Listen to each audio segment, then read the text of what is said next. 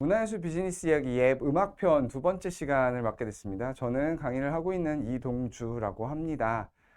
지난 시간에도 비즈니스 이야기를 쭉 했는데요. 오늘도 조금 더 재밌는 이야기 하게 될 거고요. 저에 대해 궁금하신 분들은 첫 편으로. 네, 오늘의 주제는 콘텐츠 기업가 정신입니다. 이거죠. 예술가는 개인 사업자다. 제가 아주 강력하게 주장하고 있는 이런 멘트입니다. 여러분들도 사실은 창업하시는 기업가예요. 우리만 그걸 인식하지 못하고 있습니다. 네. 그래서 오늘은 그 얘기를 좀 뉴스와 함께 후반부에 좀 길게 얘기를 해보는 시간을 가져보려고 합니다. 뮤직 비즈니스 뉴스라고 하지만 이게 2021년부터 2020년도, 그러니까 코로나 이후에 우리가 어떤 삶을 살게 됐는지, 음악한다는 게 어떤 의미인지를 좀 명확하게 보여주는 표들이 있어서 그런 것들을 좀 가지고 왔습니다.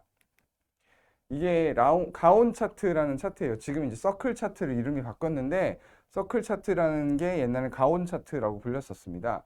이 가온 차트는 우리나라에서 가장 공신력 있는 그런 차트라고 생각해 주시면 되고요. 각 골고루 방송사의 집계뿐이 아니라 굉장히 많은 것들을 집계해서 객관적인 데이터를 살펴볼 수 있는 그런 차트라고 생각해 주시면 되고요. 현재는 서클 차트라고 합니다. 서클 차트. 네. 이 서클 차트에 보시면 요 음원 찾아보실 수가 있는데요. 2021년 동안에는요. 종합순위 음원, 디지털 싱글 분야에 굉장히 많은 곡들이 이렇게 나왔는데 1등이 누구였냐? 아이유였어요. 2위가 누구? 기억나십니까? 브레이브걸스의 롤린이었습니다. 역주행.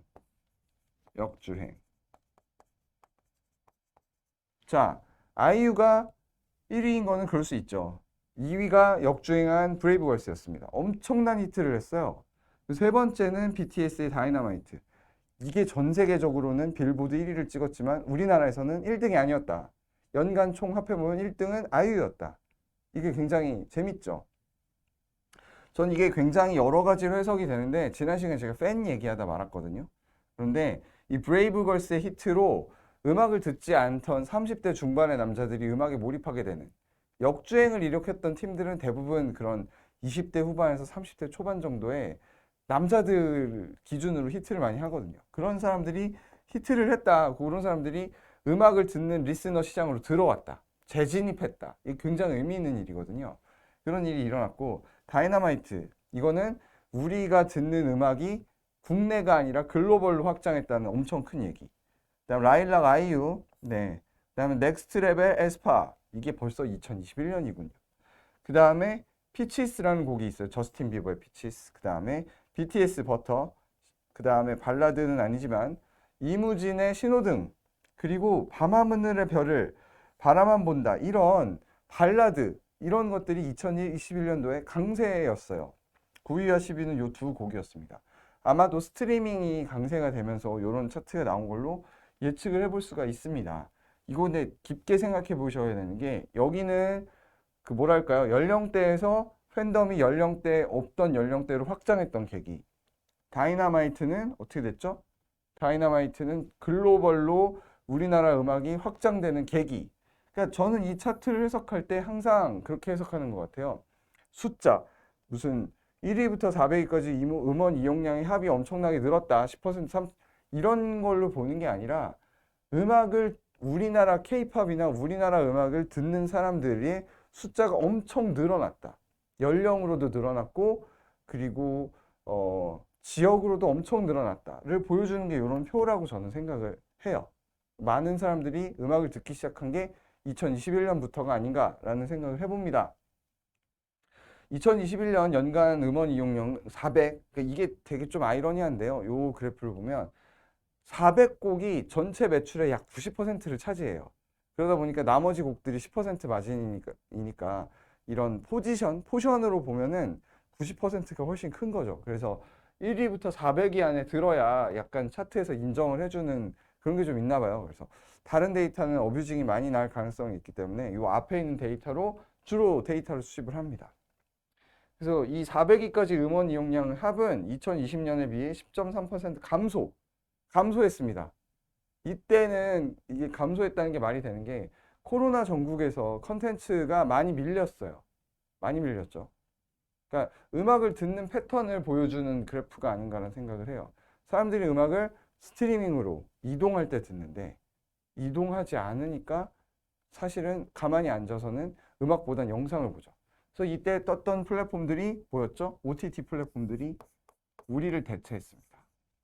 이게 굉장히 큰 이유예요. 옛날에는 음악도 듣고 영화도 들었는데 지금은 어떻게 된다? 음악을 안 듣고 영화를 보는 거죠. 집에서. 그런 일이 일어납니다. 이게 대표적인 사례가 됐죠. 물론 현재 그 코로나 전국이 끝나고 나서 OTT들도 많은 위기를 갖게 됐는데요. 그것과 상관없이 OTT에 이때 당시에는 밀렸다. 쭉 올라가다가 급격하게 줄어드는 현상을 이때 보이게 됐었습니다. 그리고 2021년에 보면은 종합 순위 앨범이잖아요, 앨범. 이거는 물리 앨범을 몇 장을 팔았냐 이거의 얘기인데 이건 진짜 깜짝 놀랄 이슈들이 많아요. 제가 2021년 데이터를 갖고 왔지만 2022, 2023 이렇게 쭉 가고 있으면 음반수의 합이 폭발적으로 증가합니다. 진짜로 폭발적으로 증가해요. 그래서 2023년도 기준 집계가 된 상반기까지 기준으로 약 한 7,700만 장 정도가 팔렸고요. 이때도 굉장히 많은 숫자를 팔게 됩니다.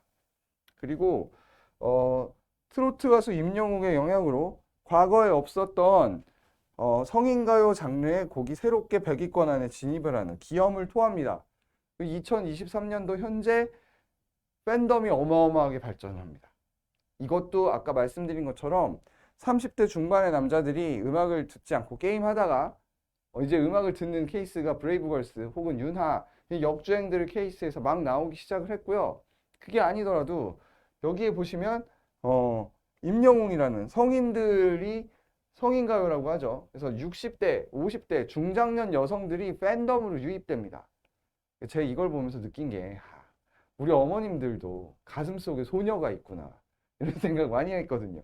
어쨌든 이 소녀들을 대상으로 몸은 나이가 들었지만 마음은 소녀인 분들을 대상으로 젊고 신선한 노래 잘하는 임영웅이라는 슈퍼스타가 등장했습니다. 진짜 슈퍼스타예요. 나훈아를 밀어버린 슈퍼스타입니다. 콘서트장 가면 웬만한 케이팝 아티스트보다 훨씬 더 대단합니다. 진짜로 대단합니다. 그래서 임영웅 티켓 구하기 매우 어렵습니다. 저도 못 구합니다. 네, 그렇습니다. 하여튼 이런 것들이 뭐랄까 음악을 듣는 향유하는 사람들의 층을 넓게 만들어주고 있어요.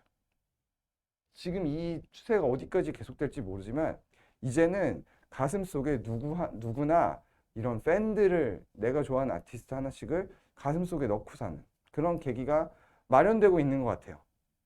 저는 그런 관점에서 음악이 되게 큰 시장의 성장에 커다란 변화를 가져왔다. 이렇게 믿어 의심치 않습니다. 자, 여러분 다음에 만나요. 안녕.